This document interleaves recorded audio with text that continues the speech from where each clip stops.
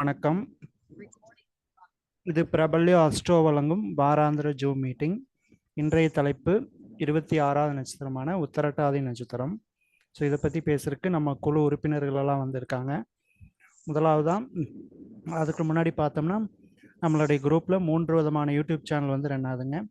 முதலாவதாக த பிரபல்ய அஸ்ட்ரோ அப்படிங்கிற YouTube channel, ரெண்டாவதாக ஸ்ரீ வாரி ஜோதிடம் அஸ்ட்ராலஜி, மூன்றாவதாக ஸ்ரீ ரங்கா அஸ்ட்ராலஜி. இந்த 3 விதமான சேனலையும் சப்ஸ்கிரைப் பண்ணாதவங்க சப்ஸ்கிரைப் பண்ணிக்கோங்க.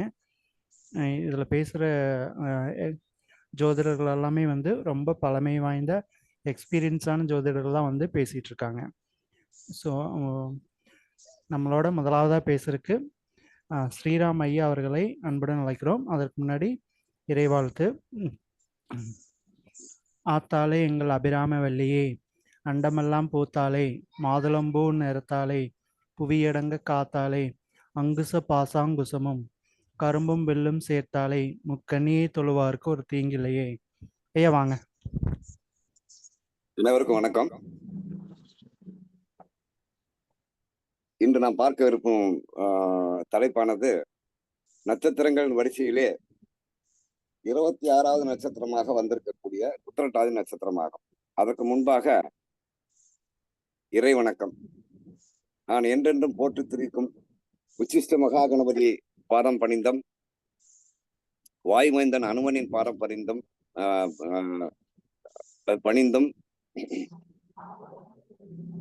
பாலா திருப்புர சுந்தரி அன்னை வாராகி, வாயுமைந்தன் ஹனுமான் அவர்களை வணங்கி அவர்கள் பாதம் தொட்டு வணங்கியும், எனக்கு இந்த கலையை போதித்த எனது குருநாதர் பாதத்தை வணங்கியும், எனக்கு இயல்பு குருநாதராக சித்த குருநாதராக விளங்கிய என்றென்றும் நான் போற்றி துதிக்கும் பதஞ்சலி மகரிஷியும் பாம்பாட்டு சித்தர் பாதம் பணிந்து எனது உரையை துவங்குகிறேன்.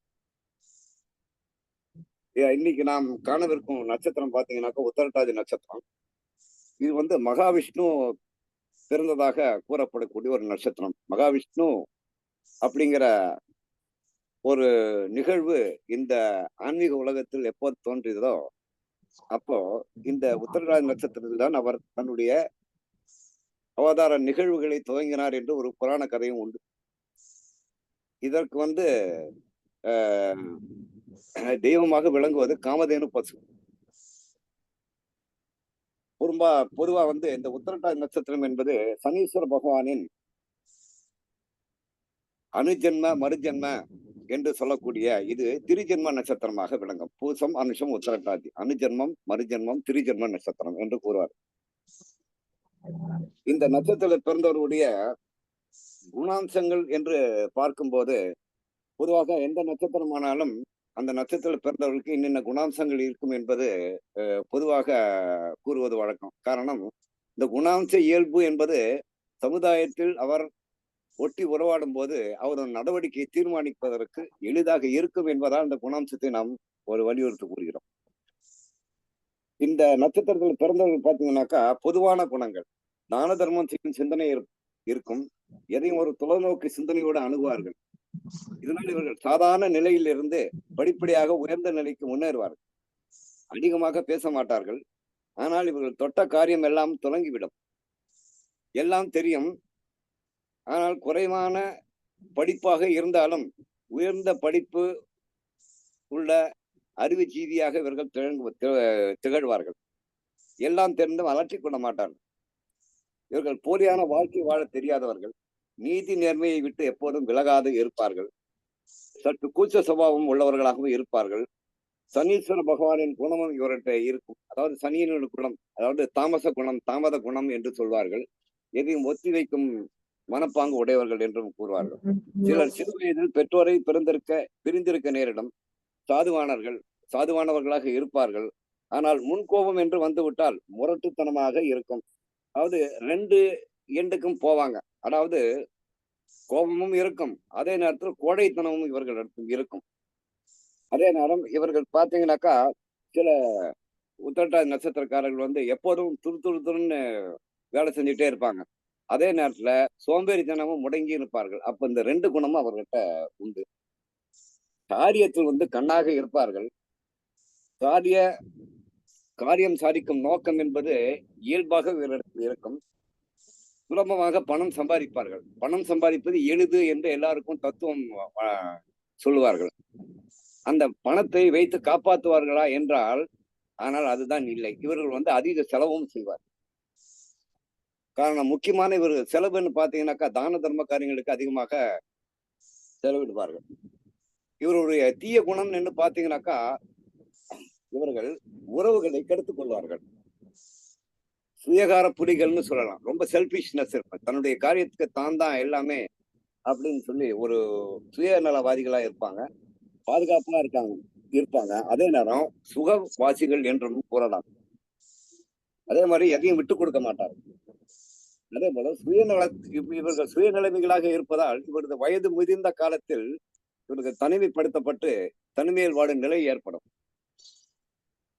இவர்கள் இரவில் விழிப்பாகவும் பகலில் சோர்வாகவும் இருப்பது இவர்கள் இயல்பான குணமாக சொல்லப்படுகிறது. அதே போல இவர்கள் வானவியல், மருத்துவம், ஜோதிடம், வங்கித்துறை, ஆடிட்டிங், கமிஷன் ஏஜென்ட், தரகு கமிஷன் சொல்லுவாங்களா, அந்த மாதிரி சிறந்து விளங்கக்கூடியவர்களாக இருப்பார்கள். இவர்களுடைய நட்பு வட்டம்னு பாத்தீங்கன்னாக்கா பெரிதாக இருக்கும். மனைவியின் அன்பை அதிகம் எதிர்பார்ப்பார்கள். சொந்த வாகனங்கள் இருந்தாலும் நடந்து செல்லும் எளிமை விரும்பிகள். சொந்த வாகனங்கள் இருந்தாலும் கார் இருந்தாலும் நடந்து போலாமே அப்படிங்கிற மாதிரி ஒரு குணம் இவர்கிட்ட இருக்கும். இவர் மரம், செடி, கொடி, தோட்டம், தோப்பு, துறவு இந்த மாதிரி சூழலில் வாழ விரும்புவார்கள். அடிக்கடி வெளிநாடு பயணம் மேற்கொள்வராக இருப்பார்கள். வயதான காலத்தில் இவர்களிடத்தில் தத்துவ வெளிப்பாடு என்பது இருக்கும். துறவரத்தில் ஈடுபாடும் அதிகரிக்கும் என்று கூறப்படுகிறது. பொதுவாக பாத்தீங்கன்னாக்கா இவர்களுக்கு ஆரோக்கியம்னு பாத்தீங்கன்னாக்கா இவர்களுக்கு தொடக்க திசை சனி திசை என்று வருவதால் நீர் தொடர்பான பாதிப்புகள் ஏற்படும். அஜீரண கோளாறு, கை கால்களில் அடிபட வாய்ப்பு இருக்கு. கல்லீரல் பிரச்சனை இருக்கும். இவர்கள் அதிக மருந்துகள் உட்கொள்வதால் உள்ளுறுப்புகளில் பாதிப்பும் இவர்களுக்கு ஏற்படும். பொதுவாக இந்த நட்சத்திரம் உடைபடாது மீனராசியில், அதுவும் கடல் நீர் ராசியில் இருப்பதால் இந்த நட்சத்திரத்தில் பிறந்தவர்கள் எந்த சூழலாக இருந்தாலும் சரி உண்மையை பேசி விடுவார்கள். எதிலும் நடுநிலை தன்மையோட நடந்து கொள்ளும் தன்மை உடையவர்கள். சொன்ன வாக்கு காப்பாற்றுவார்கள். கல்வி சிறந்து விடுவார்கள். பொதுவாக இந்த நட்சத்திரத்தில் பிறந்தவர்கள் தான் பிறந்த ஊரை விட்டு வெளியில் சென்று தொழில் நிமித்தமாக சென்று வேலை செய்து பின்னர் தன்னுடைய வயதான காலத்திலே, மூப்பு காலத்திலே பிறந்த ஊருக்கு இவர்கள் வந்து விடுவார்கள். பொதுவாக இந்த உத்திரட்டாதி முதல் பாதத்தில் பிறந்தவர்கள் என்று பார்த்தமே அயன் மேடம் மியூட் போட்டுக்குங்க. ஹலோ மேடம் மியூட் போட்டுக்குங்க madam. Premavathi madam. Okay. Uthirattathi முதல் பாதம். இந்த முதல் பாதத்தை ஆட்சி செய்பவர் சூரிய பகவான். மியூட் எடுத்து விட்டு பேசுங்க. அப்போ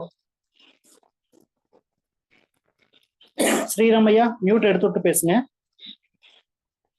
முதல் பாதத்தை ஆட்சி செய்பவர்கள் இந்த உத்திரட்டாதி முதல் பாதத்தை ஆட்சி செய்பவர் சூரிய பகவான் அம்சத்தில் சிம்மமாக வருவதால் இந்த பாதத்தில் பிறந்தவர்கள் அன்புக்கு கட்டுப்பட்டு நடப்பார்கள். உண்மையாக வெளிப்படைத்தன்மை இவர்களிடத்தில் இருக்கும். மற்றவர்களிடத்தில் இந்த குணத்தை எதிர்பார்ப்பார்கள். தன்னம்பிக்கையோடு செயல்படுவார்கள். எந்த செயலையும் வித்தியாசமாக செய்து பிறரது பாராட்டுகளை பெறுவார்கள். உதவும் குணம் படைத்தவர்கள். குடும்பத்தினரும் அன்புடன் நடந்து கொள்வார்கள். அதே போல் உத்திரட்டாதி இரண்டாம் பாதத்தில் பிறந்தவர்கள் இந்த இரண்டாம் பாதத்திற்கு அதிபதியாக விளங்குவார் புத பகவான் ஆவார். கலாச்சாரம், பண்பாடு, இளமை, கலாச்சாரம் அதாவது புத பகவான் கலாச்சாரம் பண்பாட்டை மீறமாட்டார்கள். இளமை தோற்றம், தன்னை அழகுபடுத்திக் கொள்வது, இது போன்ற செயல்களில் ஈடுபடுவார்கள். மனைவிக்கு சம உரிமை கொடுப்பார்கள். தேசப்பற்றும் மொழிப்பற்றும் கொண்டவர்களாக இருப்பார்கள். புகழ்ச்சியை விரும்ப மாட்டார்கள். எடுத்த வேலையை முடிக்காமல் ஓய மாட்டார்கள். நண்பர்களிடம் அதிக நேரம் செலவிடுவார்கள். நேரம் வரும்போது திறமைகளை வெளிப்படுத்துவார்கள். அடுத்ததாக உத்திரட்டாதி மூன்றாம் பாதம். இது துலாத்தில் வருவதால் இந்த மூன்றாம் பாதத்திற்கு அதிபதியாக சுக்கிர பகவான் வருகிறார். எப்போதும் துருவென இருப்பார்கள். எதையும் மாறுபட்ட கோணத்தோடு செய்வதால் அதை மற்றவர்களிடம் கவரும் சிறப்பானதாகவும் அமையும். எப்போதும் மகிழ்ச்சியாக காணப்படுவார்கள். தெய்வ பக்தி நிறைந்தவர்களாக இருப்பார்கள். சகோதர சகோதரிகளுக்காக எதையும் செய்வார்கள். பல மொழிகளில் தேர்ச்சி பெற்று இருப்பார்கள். அதாவது இவர்கள் தாய்மொழியை விட அந்நிய மொழி ஏதாவது ஒன்றை கற்றிருப்பார்கள். உத்திரட்டாதி 4ஆம் பாதம் வரும்போது இது விருச்சிகத்தில் அமைவதால் இதை ஆளுவது செவ்வாய் பகவான் என்று கூறலாம். இதன் அதிபதி செவ்வாய் பகவான். இவர்கள் புத்திசாலிகள், ஆனால் முன்கோபிகளாக இருப்பார்கள். கோபத்தில் எடுத்தெறிந்து விரோதத்தை சம்பாதித்துக் கொள்வார்கள். நற்குணங்களும் பெற்றிருப்பார்கள். பண்பாட்டையும் கலாச்சாரத்தையும் மதித்து நடப்பார்கள். மனைவி பிள்ளைகளிடம் அன்பாக நடந்து கொள்வார்கள். ஆபத்தில் இருப்பவர்களை காப்பாற்ற முனைப்பு காட்டுவார்கள். சதா சர்வ காலமும் எதையோ சிந்தித்து செயல்படுவார்கள். இங்கு 4 பாதத்துக்கு அடுத்ததாக இவர்கள் பெரும்பாலும் இந்த நட்சத்திரக்காரர்கள் சிவனை வழிபடுவது சால சிறந்தது என்று கூறலாம். அடுத்ததாக காமதேனு பசு, ஏற்கனவே கூறியதுபடி காமதேனு பசுவை வழிபட வேண்டும். அதே போல இந்த உத்திரட்டாதி நட்சத்திரக்காரர்களுக்கான கோயில் என்பது புதுக்கோட்டை மாவட்டம் ஆவுடையார் கோயில் அருகே உள்ள தீயத்தூரில் உள்ளது. அந்த ஈஸ்வரன் பெயர் சகஸ்ர லட்சுமீஸ்வரர் திருக்கோயில். தாயார் பிரகநாயகி, பெரிய நாயகி. இந்த உத்திரட்டாதி நட்சத்திரக்காரர்கள் தன்னுடைய ஜென்ம நட்சத்திரம் என்று அங்கு வழிபடும் போது இந்த கடன்கள் பிரச்சனை தீர, செல்வம் செழிக்க, புத்திர பாக்கியம் கிடைக்க இங்கு வழிபாடு செய்வார்கள். இது சந்திர